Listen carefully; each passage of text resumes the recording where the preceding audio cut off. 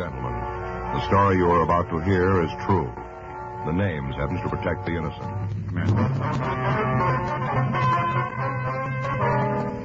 You're a detective sergeant. You're assigned to burglary detail. You get a call that a clothing store in Hollywood is selling watches. The value of the stolen property is over $12,000. There's no lead to any of the thief. No pattern to his M.O. Your job, get him. It was Wednesday, June 3rd. It was hot in Los Angeles. We were working the day watch out of burglary detail. My partner's Frank Smith. The boss is Captain Bernard. My name's Friday. We were on our way out from the office at 9:56 a.m. when we got to 1592 Vine Street, Dodd's men's store. Excuse me? Yeah? Wonder if you can tell us where you find Leonard Dodd? Yeah, that's him, fellow back there in the blue suit. Thank you. Thank you. Well, I don't know how it happened, honey. No, I just came in this morning and I noticed the stuff was gone. Whole shipment of suede coats. Haven't even been unpacked yet. Yeah, about 2 dozen of them. Well, white with a button-down collar. Yeah, I called the cops and the insurance company. Yeah. Well, about 12,000. Well, a couple customers just came in, honey. I'll call you back. Yeah. Well, don't worry about it. Yes, sir? Can I help you, gentlemen? Mr. Dodd? That's right. Police officers. This is Frank Smith. My name's Friday. How do you do, sir? You reported a burglary this morning? Yeah, you guys from Hollywood? No, sir. We're out of Central. I didn't think I'd seen you around here before. You want to tell us what happened? Yeah, come on back to the storeroom. When did you first discover the theft? Well, this morning when I came in, I went back here to unpack merchandise, and I found most of it gone. Here, I'll get the door. Now, this is our storeroom.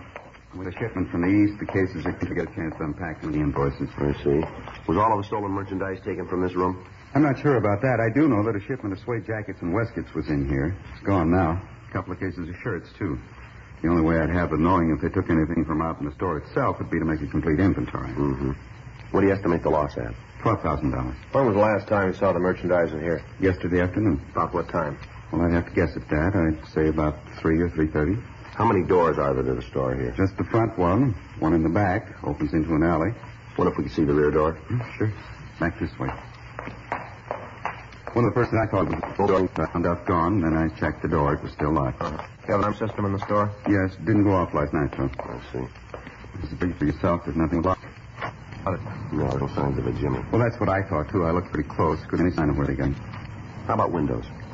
Possible they got in through a window? No, I'm sure that 2 got her in the shot. Well, you can see them. They're a good 10 feet and barred. They couldn't have gotten in there. All right, we'll have our crime lab take a look. Who has keys to the place? Well, I've got one. Yes, sir, but who else? Well, there's just me and Al. Al? Yeah, Al Baker. He's sort of the assistant manager. Whenever I'm not around, he takes charge of things. You can when he comes in. Listen, I don't want you to give him any trouble. I'd trust him with anything at all. I don't want you asking what. All right, sir. He would. Oh, I can 5 years. Ain't not one. I'd call in. But you can be sure of one thing. What's that?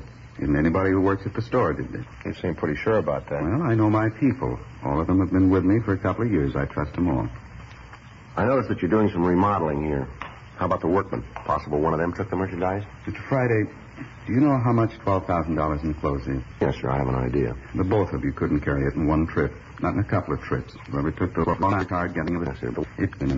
We have to open up to let them in, and they leave before we close. If they tried to get the things out of the store, one of us would have seen it. Couldn't possibly have been one of them. Frank? Yeah? You want to call the crime lab? Sure. Can I use your phone? Yes. It's on the counter in front of the store. I just don't understand it. Sir? This doesn't seem to be any way they could have gotten all of the clothes out. No way at all. Well, they must have found one. 10:38. The crew from the crime lab arrived and went over the place. The whole store checked, and all entrances and exits of the store were checked for fingerprints. Both the front door and the rear exit were examined, but there was no mark of a jimmy. The windows on the second floor were gone over, but the locks on them were secure, and there was no apparent way they could have been used to remove the stolen merchandise. We talked to the other clerks in the store, and then we got approximately the same story that we'd obtained from the store manager. They verified that the merchandise had been on the premises at 3:30 p.m. the day before. None of them could say for certain that it was there after that, however. While Frank was checking with the members of the crew from the crime lab, I called the names of the employees into the record bureau for a check. Yeah, that's Baker. B-A-K-E-R. WMA 46 156. No visible marks of stars. Right. Joe, I got something for you. Okay, if you'll check the names, I'll give you a call later. Right. What do you got? Come on upstairs. I got talking to them. I figured when we found the merchandise had to be taken out in the daytime. Lee goes along with that? Yeah. Look, they were open. Somebody used a key. Mm-hmm. He thinks like we do, that somebody took the cases out, planted them, then picked the stuff up last night. Well, what do you got up here? The window that opens out on the roof of the next building. We'll check the lock and tampered with. Yeah. Come on. Climb up. No bars on this one, huh? Uh-uh. Over here. Get behind the air shaft. Now, what is it? Take a look. Shirts. And this one? Suede coats. This is all it was taken? No. Manager says it's about half. No sign of the rest of it? No. Just taken that last night. Figures the people back night for the rest. Well, it'll be here. Mm-hmm. So wait. We have the manager of a clothing store to keep watch on the cases of stolen merchandise while we made arrangements to play stakeout. 12:14 p.m. The crime lab finished their investigation and back in the He told us that he checked the fingerprints found on the doors and windows, but that all of them had been eliminated as they belonged to the members of the store staff or to the workmen. He told us that they found an impression of a tire print in the dirt of the alley next to the building where the stolen clothing had been found. He went on to say that they'd checked and had found that the truck belonging to the plaster contractor had tires of the same type that had left the impression. It's in the building next to the clothing store. There's no new information on the possible identity of the thief. 3:52 p.m. We checked back with the Record Bureau on the list of names of store employees. Yeah. When was that? Uh-huh. How long? You get out clean? Mm-hmm. Nothing on the rest of them, huh? Yeah. Okay, thanks. Bye. Anything? Yeah. They checked the names, came up with one possible. Yeah. The assistant manager, Al Baker. He's done time for burglary. The Record Bureau had come up with the information that Alfred Roger Baker had been arrested in 1943 for burglary. He'd been tried and convicted on 3 counts. He'd spent a term in the state penitentiary at San Quentin, and he'd been released. Since that time, he apparently had led the life of an exemplary citizen. 4:07 p.m. Frank and I took him to the office of the clothing store. Sit down, Baker. Sure. Well, you don't think I had anything to do with this burglary, do you? How many times have you been arrested? Why do you ask that? We just want an answer. You seen the record? We've seen it. You know without me telling you. We'd like to hear it from you. I did the time. I'm clean since then. I thought when you did the time, you did anything. Yes, that's right. Well, what are you guys hopping on me for? I just work here. I mean, just because I did a hitch for burglary, that I had anything to do with this. You know you did. Well, you're sure acting like I did, bringing me in here talking about how I was arrested. Sure acting like you think I had something to do with this one. Good for it. How do you figure that? You got the only other key door. Look, I don't like to bring this up. Maybe you bright cops haven't thought about it, but who says Dodds couldn't have done it? What do you mean? Well, he's in trouble, big trouble. This would be an easy way out of it. All right, you tell us. Well, all the stuff is insured. It'd be pretty sweet for him to lift the merchandise, collect on the insurance, and then sell the stuff, too. Come out real good. That's what you... Try and figure it anyway. All I know is that you guys are trying to wrap something around me that doesn't fit, and I want no part of it. Come right down. It must be a couple of... If he's in trouble financially, then why is he doing all this remodeling? He hasn't got much choice. He's got to brighten this place up, or he's going to lose what business he's got. You check into him. You look it up. You'll see what I'm talking about. Makes a lot more sense than you hauling me in here. Can you account for your time last night? From when? From the time you left here. Yeah, I can give you every minute. All right, go ahead. I left here at 6:30. That's the time I always leave. Who was here when you left? You mean who locked up? That's right. Leonard. He always locks up, always. Where'd you go after you left? Went up to the corner and had a beer. That's like always, too. Anybody in the bar know you? Yeah, the bartender and the waitress. They'll vouch for you? Well, sure they will. All right, go ahead. After I left there, I drove home. What time did you leave the bar? About 7:10. I had 1 beer, smoked 2 cigarettes, put a nickel up at home. I left at 7:10. Sure wish I knew you were going to want to know what I got proven that. You'll have to take my word for it. What time did you get home? By 7:50. Where do you live? Out in the valley. Traffic's heavy going out at the pass that time, and I took me 10 minutes longer than it usually does. You prove when you got home? Yeah, I can. How? Talk to my wife. We got a time clock on the wall just as you come in the door. I punch in and out. The time will be there. What about last night? I was home, sat around, watched television, and went to bed. You didn't leave your house, huh? No, not from the time I got home last night until I left this morning. Pretty bad, isn't it? How do you mean that? I can prove every minute of it. Look, you get off my back, cop. You start looking around, you'll come up with a lot of guys got a lot more chance and a lot more reason to heist that stuff than I do. That won't be hard because I haven't got any. You sit tight and I'll show you who sold that stuff. Huh? Wait a minute. Where are you going? Just over to the desk. I want to show you something. What? You'll see. Hold it just a minute. This is what you want. Hey, you can never learn, do you? Open top drawer. This one? Yeah. All right. Now open that one. All right, what do you want? A folder right there. This one? Yeah, that's the one. Put it up on the desk. All right. Go on, open it. Yeah? Now take a good look at the reason the stuff was stolen. What is it, Joe? Bills. There isn't anything in it that's paid for. Take a look at them yourself. Here. Look here. Past due. Please remit. Your credit is important. Overdue. Past due. Go through the rest of them. They're all like that. There's no place in the country anymore that'll extend any credit to Dodge. Not one. You're looking for some kind of reason to steal the stuff? Well, there's your answer. You talk to him. He's got the reason. Come in. Joe. Thanks. Okay. Telling you, you got to lean on somebody. You lean on Leonard Dodds. He's the one. Don't come around here bothering me. Joe. Yeah. Here we go. He might be telling the truth. Huh? Stuff on the roof. Yeah. It's gone.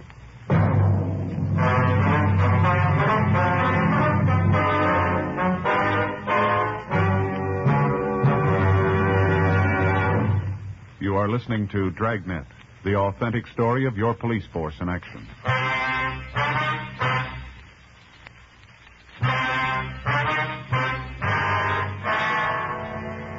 With the removal of the remaining packages on the roof, our main opportunity in the thief was done. We questioned the people in the store. From them, we learned that the man Dodds had brought the cases of clothing into the store himself. We talked to him, and he offered as an explanation the fact that the insurance company wouldn't like him leaving a supply of expensive suede coats up on the roof. He went on to say that catching the thief was our business to apprehend him. We tried to question him regarding the accusations made by the salesman Al Baker. He said they were ridiculous and that we should better listen to the next convict. He went on to say that he resented the questions we put. He should have been to the office and made arrangements for a stakeout to be set up on the roof of the building next door, and then Frank and I returned to the office to check further on Leonard Dodds. We checked with his bank, and we found that he had several notes on the clothing store. The head of the loan department told us that Dodds' payments had been irregular, and that at the time he was overdue on one of the notes. We contacted the insurance company and found that Dodds had made a claim on the stolen merchandise that morning and had requested payment as soon as possible. We turned a list of the stolen articles over to pawn shop detail and asked them to see that the information would get into the hands of the second-hand dealers in the city. 10:15 p.m. Frank and I filled out the log and prepared to leave the office. You about ready? Yeah, I'll be right with you. I got it. Burglary Friday. Yes, ma'am. Well, I'm not sure. No, the officer that handled the case isn't here right now. I wonder if I could take a message. Yes, ma'am. He'll call you when he gets in. All right, uh-huh. Yes, all right. If you'll wait just a minute, I'll transfer to the main jail. No, the main jail. They'll probably be able to tell you. Yes, that's right. Just a minute. Hold on, please. Would you give this call to 2949, please? That's right, the bail clerk. Thank you. The woman wants to know how much it's going to cost to get her out of jail. I got it. Burglary Friday. Yeah, Yeah, that's right, we did. Yeah. Well, when was that? Yeah, that's right. Yeah, okay, we'll wait here. Right, bye. Well, looks like we got it made, maybe. What do you mean? Radio car out in the Westlake district just picked up a couple of kids. Uh-huh. Both of them were loaded down with clothes. Yeah. Label on them is Dodds Clothing. The radio car officer had told me on the phone that he and his partner, while making a routine patrol of the area, had spotted two boys walking down the streets carrying large quantities of clothing. When they were stopped, the two suspects were unable to account for the clothes, and they were not able to tell the arresting officers where they'd gotten them. In checking the pair out, the officers had called burglary detail, and we'd gotten our first concrete lead to the thief. 10:47 p.m. The two suspects arrived at the office. Their names were checked through R&I, and they were both found to have misdemeanor records listing petty theft and attempted burglary. One of them, Walter Kramer, had been convicted on burglary charges and had been sentenced to Preston School for Boys. He was at the time on parole. While the other boy waited in the squad room, Frank and I questioned Kramer in the interrogation room. How old? 18. Where do you live? You know that already. What are you asking me again for? I told the other cop, gave him all the information. Where do you live?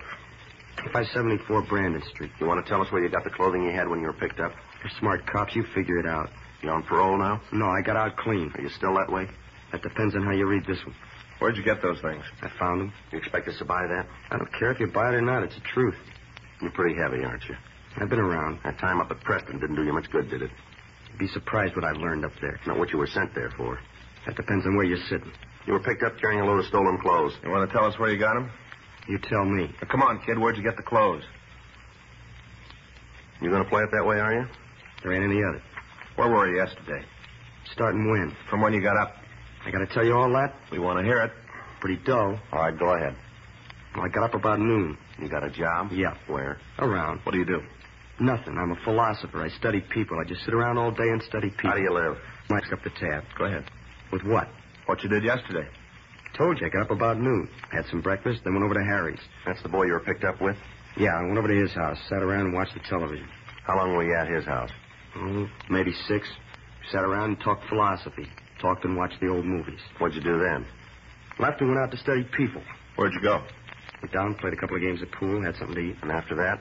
Went out to a movie. You got any way of proving that? Sure, talked to Harry. See your alibi? Yeah, you talk to him. He'll tell you. Now, you may not know this, but he's in the theft as deep as you are. I got some information for you, cop.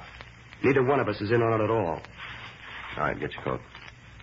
Where you taking me? City jail. You gonna book me? You called it. Bottom. He going too? Yeah.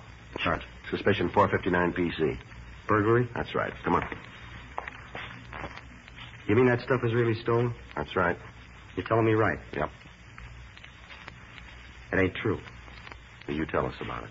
No, I mean, Harry and me didn't steal the stuff, but at least not the first time. What do you mean by that? Well, we stole it, yeah. You got us cold for that. But not the first time. Well, where'd you get it? From a garage? That's the truth. We stole the stuff from a garage. Where is the place? I'll show you. There's a lot more stuff there, a lot more. Clothing? Yeah. Whose garage is it? I don't know. Harry and me were walking around out there, and we saw this truck pull up. Guy got out and unloaded some packing cases. When was all this? Last night. The way the garage looked, though, it wasn't the first time. The place was loaded. A lot of shirts, coats, suits, all kinds of things. Harry and me figured that we might as well help ourselves. We didn't steal the stuff originally, not the first time. What's the address where the garage is? I don't know. Up on Shortdale Avenue, near the light.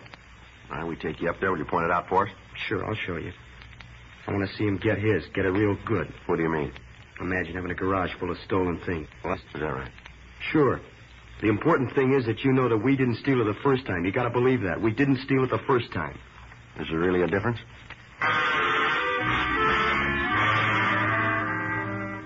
12:15 a.m. We talked to the suspect that had been picked up with Kramer. He gave us substantially the same story that we'd gotten from the first boy. They both agreed to take us out to the garage where they'd found the stolen merchandise. Before we left the office, we put in a call to the clothing store, but there'd been no report from the stakeout on the roof. The two suspects directed us to drive out. We took the freeway out to Glendale Boulevard and turned right. We drove out to Loma Vista, and then we turned right again. The boys directed us up the hill and then onto a side street. We went about a half a block farther before they pointed out the house to us. We drove down the street and parked the car. Frank and I and the two suspects walked back to the house and into the rear of the yard. The two-car garage in the rear of the building was unlocked. We went in. Scattered around the place, we found several large packing cases of clothing. The labels on them were from some of the most exclusive men's stores in the city. There was no question about it. This was the plant for the stolen merchandise. Frank stood by the back door of the house, and I went up on the front porch and rang the bell. Yeah? You're Martin Hetman, aren't you? Yeah, do I know you? My name's Spidey, police department. Oh, yeah, I met you over at Dodge. What is this, more questions? Yeah, a few. Kind of late to come around, isn't it? Well, maybe a little. I'm just going to turn in. Can you wait till morning? I could come down to the police department. No, I'm afraid we're going to have to talk tonight. Oh. Okay, come on in. Thank you. Anybody else in the house? Just my wife and the kids. Where are they? Upstairs, they're all asleep. I told you I was just going to turn in. Uh-huh. That garage out back, does that belong to you? What? The garage out in the back of the lot, is it yours? Yeah, it's mine. Why? What do you use it for? What do you use a garage for? I keep the truck there. Well, where's the truck tonight? I left it at a service station down Glendale Boulevard. Having it greased and the oil change. Why? Anybody else use the garage besides you? No. Everything in it belong to you? You mind if I call my lawyer? Well, you can do that from downtown. You arresting me? Yes, sir. You found the stuff, huh? We found it. Got a cigarette? Yeah, here. Here's a match. I guess I should have gotten it out of the garage sooner. Mm. Figured on it first thing in the morning. When you talked to me this morning at Dodge, I should have known. Should have known right then. I didn't think you'd figure it this way. All right, come on, get your coat. Yeah. Just let me finish the cigarette. You sure had it figured. Going real good. Want to hear about it? All right. Well, I'm a plastering contractor. You know that. Yeah, you told us that this morning. Well, I bid on the jobs. All the contractors submit bids on how much we'll do the work for, you know what I mean? Mm-hmm. I always got in with a low bid. Used to drive the other contractors crazy. Never could figure out how I could come out on it. You see it, though, don't you? Well, you tell me. Well, you see, if a job would cost me, say, $3,500 to do, I'd put in a bid for $2,500. I always get the job, and then I'd steal the other $1,000 of merchandise, see? Mm-hmm. I could get hurt. What about the store owner? I weren't insured. Only body in the middle was the insurance company, so you see, nobody really got hurt. You about finished with that cigarette now? Yeah, just about. Pretty lucky, you know? Is that right? Yeah, sure. This was going to be the last time. I figured that after this, I'd be able to go it straight. Got my equipment all paid for, money in the bank. Figured I could go it straight. This was going to be the last time. Well, you were right, weren't you? Hey, you mind telling me something? What's that? How'd you tag me? How'd you find out? We caught a couple of kids breaking into the garage. They'd stolen some of the clothes. They were picked up, and they pointed the place out to us. Kids? That's right. Oh, about that. That's really terrible, isn't it? What is? Oh, this younger generation. Now, I had legitimate reasons. I was just trying to come out. Wasn't anybody going to get hurt my way. But those kids. I hope you're going to put them away for a long time, little thieves. Come on, get your coat. Let's go. That's just awful. No sense of honesty at all. I sure hate to think of what the world's coming to. You want to tell me something, Hetman? Well, sure. What do you want to know? Well, you said you just stole the difference between what you agreed to do the job for and what it really ought to be. I got it right? Yeah, just the difference. Well, you hit the Dodge store pretty hard, didn't you? $12,000 worth? Well, you see, that was a kind of a deal. Well, I didn't get anything on the last job, not a thing, so I had to make up for it, you see what I mean? yeah. I had to come out some way. Nobody'd expect me to take a complete loss, would they? I wouldn't know about that. I just wanted what I had coming. Yeah, well, you're going to get it this time.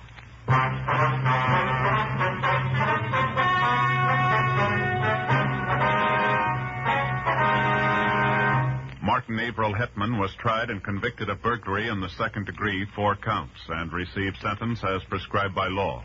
Burglary in the second degree is punishable by imprisonment in the state penitentiary for a period of not less than 1 nor more than 15 years, or by imprisonment in the county jail for not more than 1 year. Walter James Kramer and Samuel Arthur Nicholson were tried and convicted of burglary in the first degree. Burglary in the first degree is punishable by imprisonment in the state penitentiary for a period of not less than 5 years.